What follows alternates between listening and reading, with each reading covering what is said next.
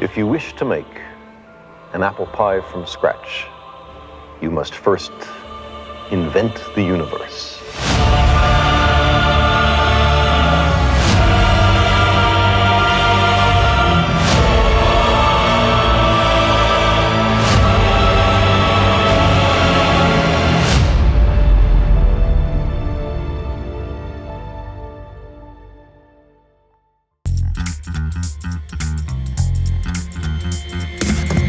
What this quote means is anything you think of as from scratch or original or completely new isn't. It is in fact built of other elements that have already existed long before it. So if you wanted to make something truly new, you would in fact have to reinvent the whole universe. The same can be said for stories and ideas, and this is also where many of us go wrong.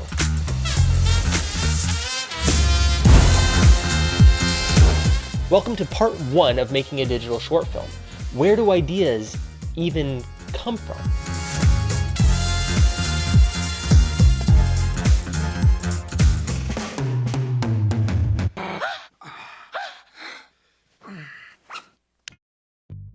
That's right, the same place you come from, taking two different things, mushing them together to create a third new thing.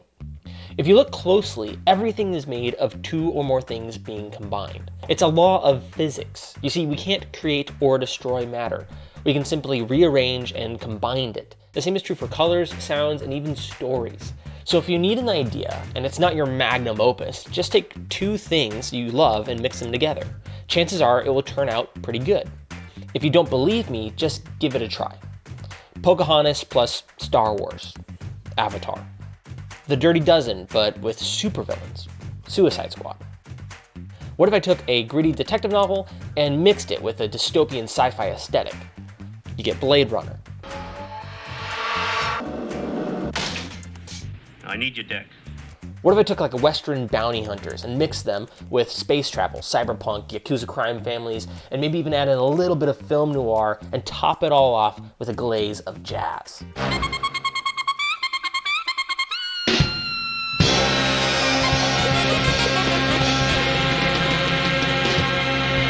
Now we're cooking. What's cooking? Special bell peppers and beef. If you want a truly interesting idea, you need a lot of ingredients. And the most original and unique ideas come from master chefs who take many flavors that seem to not be related at all and find the through line that makes it work. However, this is advanced stuff, and sometimes it works like Treasure Planet or Fifth Element, but other times it's just a mess, like Jupiter Ascending. I have more in common with a dog than I have with you. I love dogs. I've always loved dogs. Which is fine. If you like that movie, you're allowed to like messes. The fact is, it's a messy movie. These ideas are ambitious, and I think saved for when you have the right skills, budget, and time. Lucas didn't start out with Star Wars. He made a couple of short films, a couple of indie films, then American Graffiti, and then eventually worked his way up to Star Wars, and it almost killed him. So before you go off to make the ultimate movie, let's start small. I would stick to only a few ingredients that you know really, really well. You'll notice this trend is pretty successful on YouTube. Link vs. Dragonborn, Samus vs. Master Chief, Mario Kart HBO, and so on. You just take two different things and combine them together. This is the simplest version of this technique. And that's how our concept was born. The first idea was super simple. What if Dead Space had an HBO TV show? What would the title sequence look like? However, after my co-writer Alan and I met a few times and started writing, we quickly got caught up asking questions. What type of planet would it be set on? Who would the characters be? Pretty soon we were inventing a whole new universe, and from there we realized this would be more than a title sequence. We wrote out a rough outline of the characters and events that would lead to our story. But that's for our next video on writing, and you should probably hit subscribe so you don't miss it. So taking a step back, here's a process you can use for coming up with new ideas. Step 1 is to match two things together. This could be two of the same thing or two different things. It could be like two genres, two archetypes, two locations, or an archetype and a genre, a classic story and a location, so on and so forth. Just two things that are different enough that you haven't really seen them combined before. Step 2 is ask questions. That's it. It's that simple. That's how you come up with new ideas. And so you don't have to rely on my word for it, let's give it a try. Let's take something we've seen a million times before, a Saturday morning cartoon. Let's say a cat and mouse type cartoon of Sylvester and Tweety, or Tom and Jerry, Bugs and Elmer Fudd, right? The classic one character chasing another character as they get up to shenanigans. Let's mix that with a location or time period we've never seen before. Let's say the Salem witch trials. And to add some spice, let's give it a style. Gendy Tarakovsky is one of my favorite artists, and I think it would work really great for this edgy Saturday morning cartoon. Now that we have a fun concept, let's ask some questions. Why is one character chasing the other? Well, one's a witch, and the other could be a witch hunter. That's pretty obvious, and I think it's a good choice given our genre. Now that we have our characters, what do they want? What does the witch want? What is she interested in? Why is she running around? Maybe she wants to be left alone, and so she's trying to get away from people, but that doesn't really lead to antics. It leads to her just going off into the woods or something. No, she's trying to find something, maybe a friend, and she's misunderstood, and so they keep running away. That could work, but it's a little Pepe Le Pew. Oh, speaking of Pepe Le Pew, maybe she's trying to find true love. I like that one. Maybe she's trying to find true love, and that's why she became a witch. She starts concocting potions and trying to make people fall in love with her. And she can be maybe a little devious in what she's doing. And so you kind of like her, you kind of understand why she's doing these actions, because she's trying to find love, but she's going about it all the wrong way, which is leading into it blowing up in her face over and over again, which then leaves a pretty good trail for our witch hunter to follow. So what does our witch hunter want? What are they after? What are they interested in? Obviously catching witches, but like why? Why do you want to catch a witch? Just because you hate them? Did a witch hurt your family in the past maybe? Maybe they're trying to prove themselves. Maybe they're trying to like move up in the ranks of the anti-witch society or something like that. Or maybe they did something wrong in the past and they're trying to make amends for it and clear their record by catching this witch. I'm really liking that right now. As you saw, we could go off in a number of directions once we start asking questions. Now that you have characters, locations, and motivations, what do they get up to? What are they doing? Just follow them around, ask more questions, and write those down. What happens today? What happens tomorrow? And you can just keep this process going. Keep asking questions and combining more things. And after a short amount of time, you'll quickly find you have a whole story. So you can see how very quickly we went from a not very original sort of standard idea of just a cat and mouse chase story to something really fun, unique, and something I actually kind of want to make. There is one small problem with just combining other things to make new things, and that is it's easy to feel like a fake or a thief.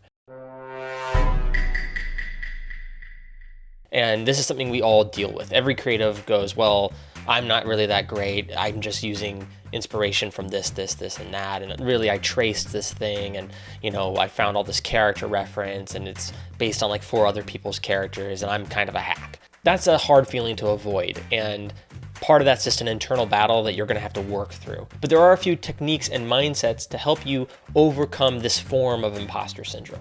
First and foremost is to list your sources. Clearly state what your inspirations are, why you like them, and what you are borrowing from them, but also how you might be different. Miyazaki of the Dark Souls games is fantastic at this. He straight up just says, I love Berserk, I love this, I love that, and they're clear inspirations for my games. And then when you have a giant gut sword in your game, no one really gets mad knowing it's an ode to something else and not you ripping that thing off. My second piece of advice is to steal like an artist. There's a number of books written on this, very famous ones, but the basic concept is don't just steal from one source. If you copy one paper word for word, that's plagiarism. If you quote a lot of different papers and add your own thoughts in between, that's just good research. The same is true for your art. You'll end up filtering your inspirations through your own life and viewpoints, whether you know it or not. However, like the above examples, the more ingredients you use, the more unique your world starts to feel. Star Wars has very clear sources, but it also has so many of them and uses them so well that it feels like something completely new.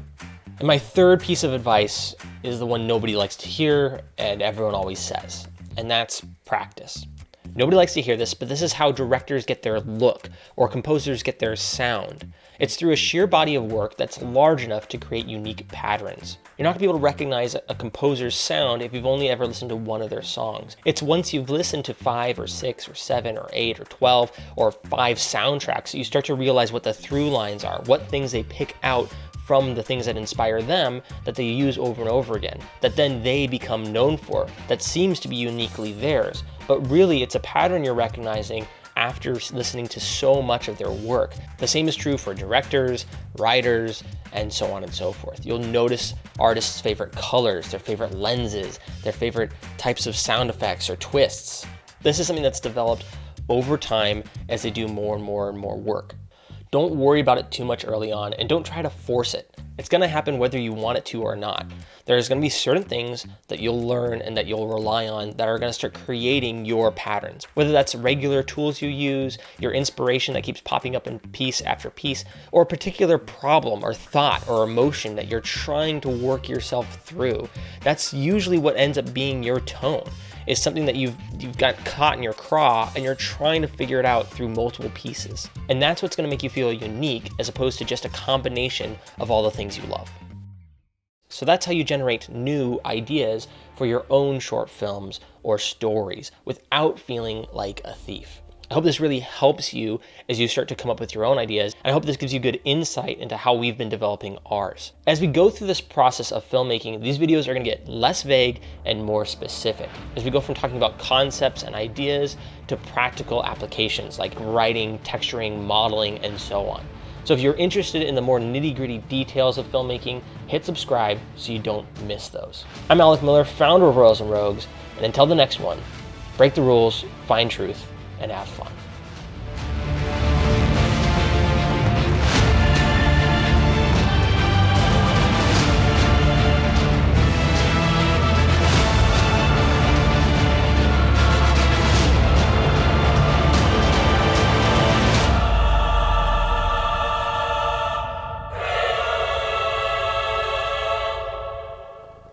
Dude, can you not, please? See what I have to deal with?